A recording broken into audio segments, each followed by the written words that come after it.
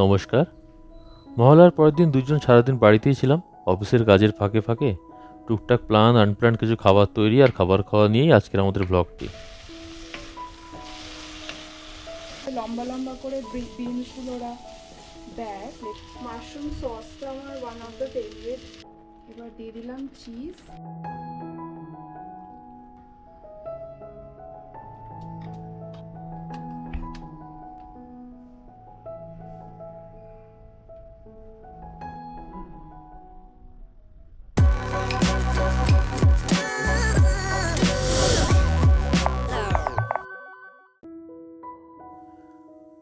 প্রায় 3 মাস আগে থেকেই টিকিট কাটা ছিল এবার পুজোয় কলকাতা যাব বলে, কিন্তু বিশেষ কারণে টিকিটটা ক্যান্সেল করে দিলাম। ভাবলাম একবারে শীতকালে যাব।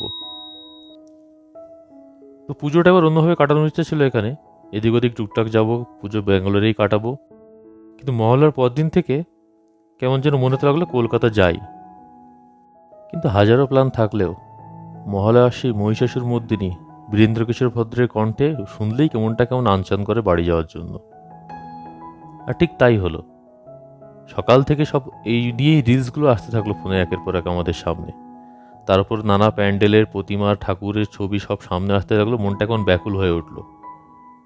তাই সকাল থেকে দুজন অনেক চেষ্টা করলাম, অনেক ফ্লাইটের টিকিট ট্রেনের টিকিট দেখার চেষ্টা করলাম, কিন্তু প্ল্যান হয়ে উঠলো না। তো ভাবলাম হয়তো এবারের জন্য মা দুর্গার অন্য প্ল্যান রয়েছে আমাদের জন্য। এমনি সময় ফ্লাইটের যে দাম থাকে এখন দেখলাম তার 3 গুণ। আর ট্রেনের টিকিটও ধরাছোঁয়ার বাইরে, প্রচুর ওয়েটিং।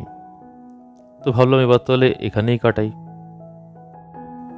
টিকিট ক্যান্সেল করার পর থেকে তাই প্ল্যান ছিল, কিন্তু মহলার পর থেকে মাথার কাজ করছিল না যে কীভাবে কী প্ল্যান করবো এবার পুজো এখানে থেকে। পুজোর শপিংটাও করতে ইচ্ছে করছিল না। তো যাই হোক, মহলার পর দিন দীপা ওয়ার্ক ফ্রম হোম দিল। দুজন সারাদিন বাড়িতে কাজ করতে করতে কি খাবো না খাবো, পুজোয় কী করবো তাই নিয়েই প্ল্যান করতে লাগলাম। এবার পুজোয় রিয়া কলকাতা গেছে বাবা মায়ের কাছে, তাই ও কোথায় যাচ্ছে, ঘুরছে ফিরছে, খাওয়া দাওয়া করছে সেগুলোই আমাদের ছবি পাঠাচ্ছে। আমরা তাই দেখি মন সন্তুষ্ট করছি। কলকাতার পুজো তবু অতটা টানে না আমায়, যতটা না টানে নিজের জায়গার পুজো অর্থাৎ বসিরহাটে। সেই ছুটিতে সবাই বাড়ি এসে সব বন্ধুদের সাথে দেখা হওয়া।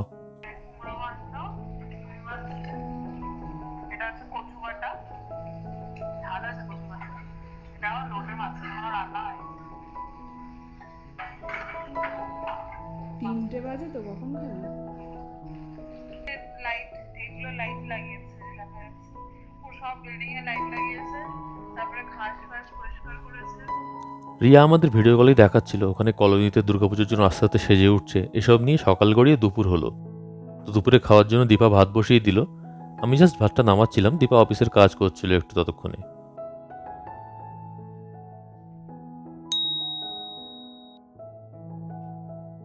খেতে বসার আগে কলিং বেল বেজে উঠল।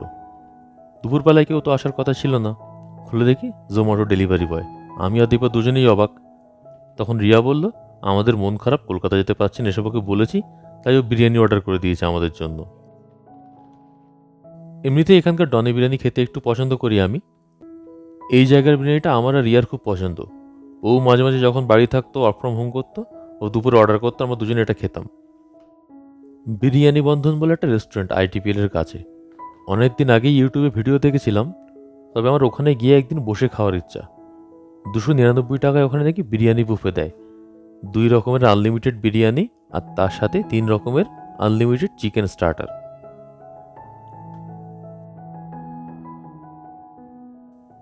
তো যাই হোক, গরম গরম বিরিয়ানি খেতে বসে গেলাম দুজন। দীপা প্রথমে একটু ডিসঅ্যাপয়েন্টেড ছিল, কারণ যেহেতু ভাত বসানো হয়ে গেছিল, ভাত হয়েও গেছিল। কিন্তু আস্তে আস্তে গরম বিরিয়ানি খেতে খেতে ওরও মনটা ভালো হয়ে গেল। না, কলকাতার আলু দিয়া বিরিয়ানি অবশ্যই আলাদা, তবে সব রকম বিরিয়ানি ভালো লাগে, যেহেতু আগেও বলেছি আমরা। আর এই বিরিয়ানিটাও যথেষ্ট ভালো ছিল। তবে এই ধরনের বিরিয়ানির মধ্যে আমার আর দীপার রিয়ারও খুব পছন্দ কুণ্ডলাহালি গেটের কাছে আকসাতা নাটি স্টাইল বলে একটা বিরিয়ানির দোকান আছে।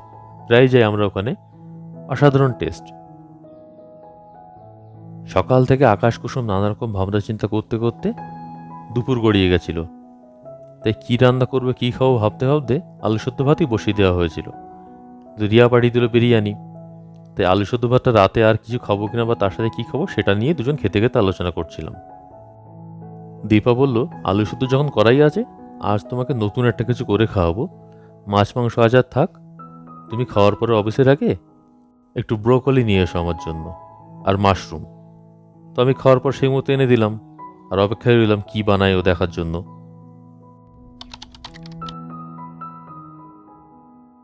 আজকে রাতে হবে একটুখানি রাইস, তার সাথে হবে ম্যাশড পটেটো, যেটা কিনা আমি ফার্স্ট টাইম ট্রাই করব, আর হচ্ছে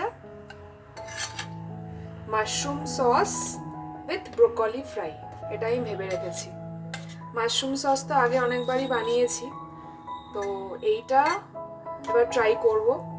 নিজে যেভাবে খেয়েছি সেই টেস্টটাকে মনে করে করে, আর একটু ভিডিও দেখেছি, কিন্তু অনেক কিছু মানে বেশি কিছু নেই, বাট আমি একবারে সব মিশিয়ে এটা করতে চাইছি। তো দেখি কিভাবে হয়। তো আমি এখানে দিয়েছি একটু দুধ, একটু হচ্ছে বাটার, একটু ফ্রেশ ক্রিম, আর তো কিছু না। এবার এটা গরম করব, আর এখানে আলু সেদ্ধ মাখা হয়েছে। এটা আমাদের আজকে দুপুরবেলার জন্য ভাত যখন করেছিলাম তখন, কিন্তু বিরিয়ানি হয়ে এগুলো সব ভুলে গেছি বলে আমি এটাকে এইভাবে রিউজ করছি। এমনিতেও ফ্রাইডে নাইট, তো ভাবলাম যে একটু টাইম নিয়ে এসব করাই যায়। তো আমি এটা একটু গরম করে নিয়েছি, আর এখানে একটু লবণ দিয়ে দিয়েছি, যাতে এখন আলুটা ঢাললে সো মিক্স করতে হবে, আর তখন পুরো আলুটার মধ্যে একটা চলে আসবে লবণটা।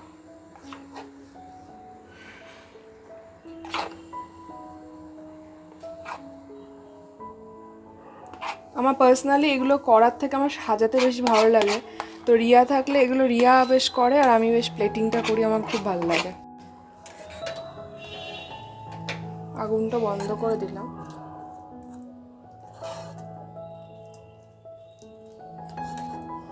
একটু ক্রিমি টেক্সচার হবে। তো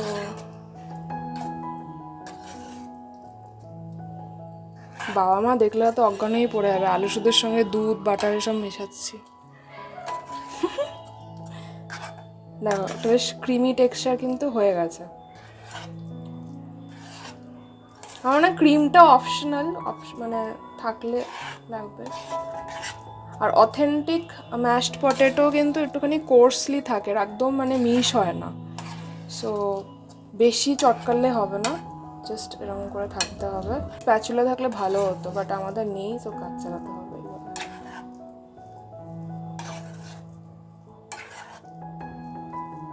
হ্যাঁ, টেক্সচারটা এইভাবে, যাতে প্লেটিং করার সময় যদি মনে হয় যে একটু বেশি থিক হয়ে গেছে, তখন ইয়ে করা যাবে, কারণ টেস্ট করা যাক।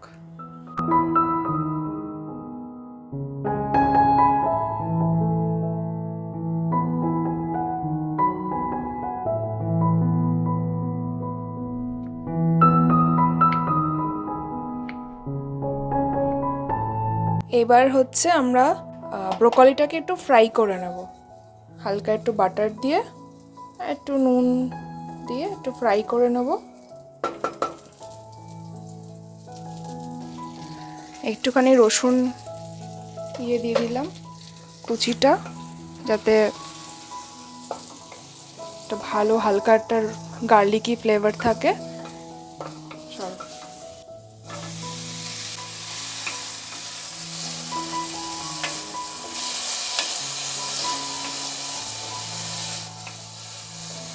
একটু হাই ফ্লেমে দিয়ে রাখবে, তাহলে জলটা ছাড়বে না।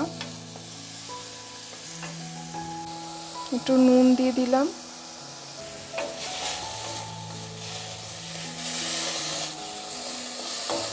জাস্ট হালকা একটা টস, বেশি ফ্রাই হবে না কিন্তু, কারণ এটাকে এমনিতে একটুখানি ভাপিয়ে নিয়েছি। আর একটুখানি গোলমরিচটা দিলে বেশ ভালো লাগবে।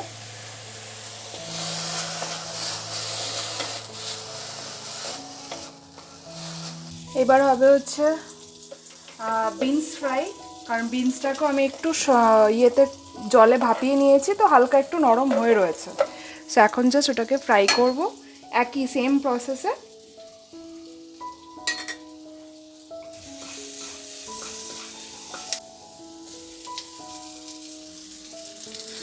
তো দেখবে এই এরকমভাবে লম্বা লম্বা করে বিনসগুলো ওরা দেয় প্লেটের সাইডে আর কি সাজিয়ে। সো আমি কাইন্ড অফ ওরকম করতে চাইছি।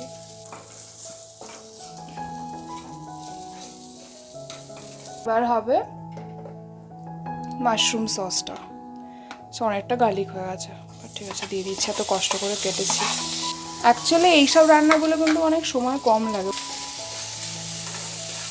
রসুনটা এত বেশি না পুড়ে যায়। সঙ্গে সঙ্গে দিয়ে দিতে হবে হচ্ছে এই মাশরুমগুলো। মাশরুম সসটা আমার ওয়ান অফ দ্য ফেভারিট, কারণ আমার খুব ভালো লাগে আর আমার নিজেরটা করে খেতেই ভালো লাগে, ইভেন মাশরুম স্যুপ আর মাশরুম এই সসটা। সো এইভাবে যদি করো তোমরা একবার ট্রাই করে দেখতে পারো, কারণ খুব ইজি আর খুব সময় অল্পের মধ্যে একটা বেশ হয়ে যায়। এটাকেই ঠান্ডা করে ব্লেন্ডিং মেশিনে একটুখানি ঘুরিয়ে নিলে অনেকটা জল দিলে স্যুপ কনসিস্টেন্সিতে হয়ে যাবে। আবার এইটা এরকম করে দিলে আর কি মাশরুমটা ভাজা ভাজা হবে, মানে মাশরুম সস হয়ে যাবে, একটু থিক গ্রেভি হবে। আর আমার এরকমের রান্না করতে ভালো লাগে, আমার মনে হয় কি একটুখানি ওই অ্যাস্থেটিক ব্লগগুলো হয় না, আমার ওগুলো দেখতে ভালো লাগে।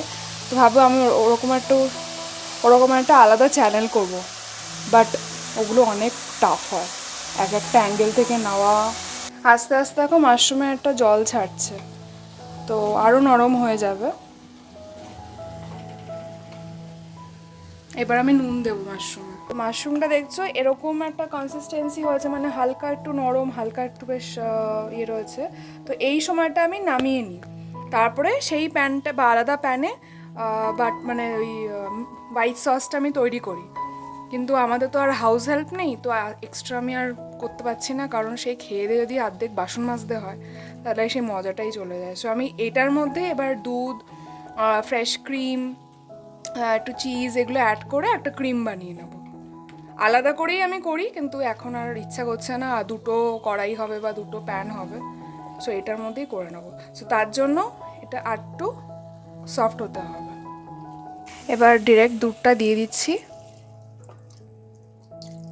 হ্যাঁ, দুধটা তোমার পরেও দিতে পারবে যখন দেখবে যে কনসিস্টেন্সিটা যেরকম আর কি চাই, সো ওইভাবে দেওয়া যাবে। এবার এখানে চলে যাবে হচ্ছে গোলমরিচের গুঁড়ো, যাচ্ছে চিলি ফ্লেক্স,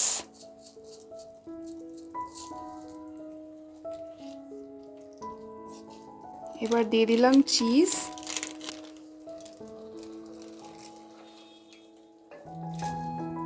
এই চিজটা একটু বেশ এটে এটে যাবে, মানে ওরকম একটা কনসিস্টেন্সি হয়ে যাবে যখন একটা মেল্ট হয়ে যাবে। দিচ্ছি হচ্ছে একটু ফ্রেশ ক্রিম,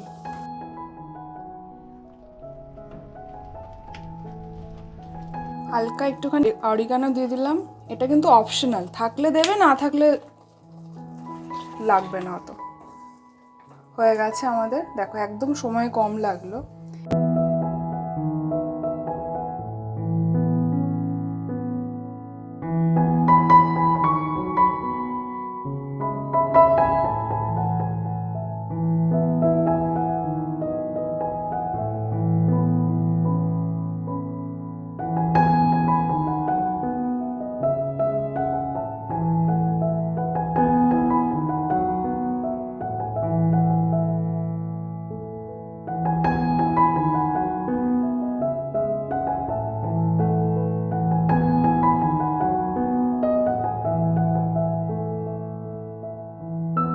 আজকে এই ভাতটা করা হয়েছিল শুধুমাত্র আলু দিয়ে, মানে আলু সেদ্ধ ভাত যেরকম হয়। আমরা ভেবেছিলাম সকাল, মানে যেহেতু কাজ ছিল আজকে, ওয়ার্ক ফ্রম হোমও আমার ছিল, রান্না করা হয়নি, তো আলু সেদ্ধ ভাত আর ঘি দিয়ে খেয়ে নেবো। তারপরে ও আনলো বিরিয়ানিটা আবার রিয়া পাঠিয়েছে, ঠিক আছে, আমি রিয়াকে পাঠাই, রিয়া আমাকে পাঠায়, এরকম করেই চলছে। তো দাদার মন বুঝে গেছিলো যে বিরিয়ানি খেতে ইচ্ছা করছে, ওদা পাঠিয়ে দিয়েছে। তো সেই ভাতটা রয়ে গেছিলো, সেই আলু সেদ্ধটা দিয়েই এটা করেছি। আর ব্রোকলি মাশরুমটা বিকেলে গিয়ে আনতে বলেছি, আমার ইচ্ছা হয়েছিল এরকম কিছু একটা করবো।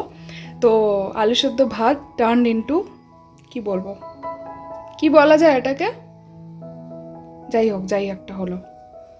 আমাকে বাইরের খাবারগুলোই তো করে করে খাওয়াচ্ছি, কত খরচা কমিয়ে দিচ্ছি বলো তো। একটা ক্লাউড কিচিং করে চলো। না, বাইরে গিয়ে খাওয়ার খরচাটা তো কমিয়ে দিচ্ছি তোমার। কালকের জন্য আমাকে একটু বিরিয়ানি খাওয়াও। কাল কি বিরিয়ানি খাবে বলো? একটু বাঙালি বিরিয়ানি খেতে ইচ্ছে করছে। একদিন বানালে দাও তুমি। হ্যাঁ বানিয়েছি, বাট বাইরে বসে বা আমাকে একটা ফিশ ফ্রাই খাওয়াতে হবে। মিত্র খাবে? যেটাই হোক। যেরকমটি আজকে বলছিলাম যে আজকে একটু কফি অর্ডার করব, কারণ এই কফিটা আমি কালকে অর্ডার করেছিলাম আর পার্থ খেয়ে বলেছিল খুব ভালো লেগেছে। ও অতটা কফি ফ্যান না আমার মতো, মানে আমিও যে ফ্যান সেরকম না, বাট মাঝে মধ্যে ভাল লাগে কোল্ড কফিটা। তো এইটা একটা নতুন পেয়েছিলাম জোম্যাটো থেকে, এই আশেপাশেই আমাদের সিগাহালিতে দেখলাম একদম নতুন। তো ওখান থেকে অর্ডার করলাম, কারণ নতুন হলে একটু অফ শপ পাওয়া যায়। তো আমি এখান থেকে অর্ডার করেছিলাম। তো কালকে যখন সেকেন্ড টাইম অর্ডার করলাম তখন ওনারটা আমাকে পার্সোনালি ফোন করেছে, ফোন করে বলছে কি ম্যাডাম, কিন্তু জোম্যাটোরই হয়তো ফোন নাম্বার ওদের কন্ট্যাক্ট, ফোন করে বলছে যে madam you have taken coffee for 2 days, hope you liked it, এরকম বলে। আমি বললাম হ্যাঁ খুব ভালো লেগেছে, এর জন্যই আজকে আমরা অর্ডার করলাম 2টো। তো বললো যে আমরা না একটা ভুল করে ফেলেছি। মানে এই রে কী হলো আবার? তখন বলছে যে ও জোম্যাটোতে এই কফিটা যে আপনি কিনেছেন সেটা হচ্ছে 139 দেখাচ্ছে, but the actual price is 239, but কোনো কিছুতে মানে টেকনিক্যাল গ্লিচের জন্য ওটা 139 দেখাচ্ছে। সো নেক্সট টাইম যখন আপনি অর্ডার করবেন তখন যদি এই কফিটাই 239 দেখায়, সো আপনি কিন্তু শক হবেন না। বললাম না না ঠিক আছে, আপনারা তাড়াতাড়ি আপডেট করে নিন, কারণ এমনিতে নিউ তো 100 টাকা কমে আপনারা বিক্রি করছেন, এটা তো আপনাদের জন্য লস। তো বললো হ্যাঁ হ্যাঁ আমরা অলরেডি করছি, আর thank you for ordering coffee, এসব সব বললো। তাই আমি বললাম যে আপনারা কোথায়? এখানে তো দেখছি আশেপাশে, তো আপনার দোকানটা কোথায়? তো বললো না আমরা ক্লাউড কিচেন একটা ছোটোখাটো আমরা করছি। তো বললাম ভালো তাহলে ইনিশিয়েটিভটা, কারণ কফির কোয়ালিটিটা আমার খুব ভালো লেগেছে। তো আমি কখনো মাচা লাতেটা খাইনি, তো এই ফার্স্ট টাইম আমি অর্ডার করলাম।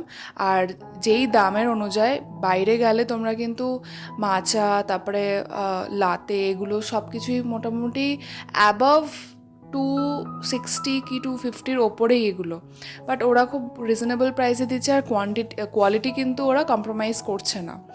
আর মাচা লাতেটা খুবই সুন্দর লেগেছে, মানে আমি ফার্স্ট টাইম খেলাম, আমার খুব ভালো লেগেছে। এবার অন্য জায়গায়ও ট্রাই করবো তাহলে বুঝতে পারবো, কিন্তু ওদের কফিটা যথেষ্ট ভালো, কফি ফ্লেভারটা। ওরা হ্যাঁ মানে মধুটা দিচ্ছে, সুগার টুগার দিচ্ছে, মানে একদম সুন্দর, মানে কোয়ালিটিটা ভালো। সো আশেপাশে তোমরা যারা থাকো হোয়াইটফিল্ডের, বেরি বোরার হোম ক্যাফে থেকে অর্ডার করতে পারো সাপোর্ট করার জন্য, কারণ ওদের কফিটা সত্যি জেনুইনলি ভালো, আর ওনারটাও খুবই ভালো আমার যা মনে হলো। আমি কালকে অর্ডার করেছিলাম হচ্ছে মাচা কফি লাতে, হ্যাঁ কফি, ওটাতে একটু কফি ফ্লেভার ছিল। আর আজকে করে চেয়েছি মাচা ব্লুবেরি কফি। তো এটা দিয়ে আজকে আমাদের দিনটা শেষ করছি, এটা নিয়ে এবার আড্ডা মারবো, তারপরে ঘুমোতে যাব।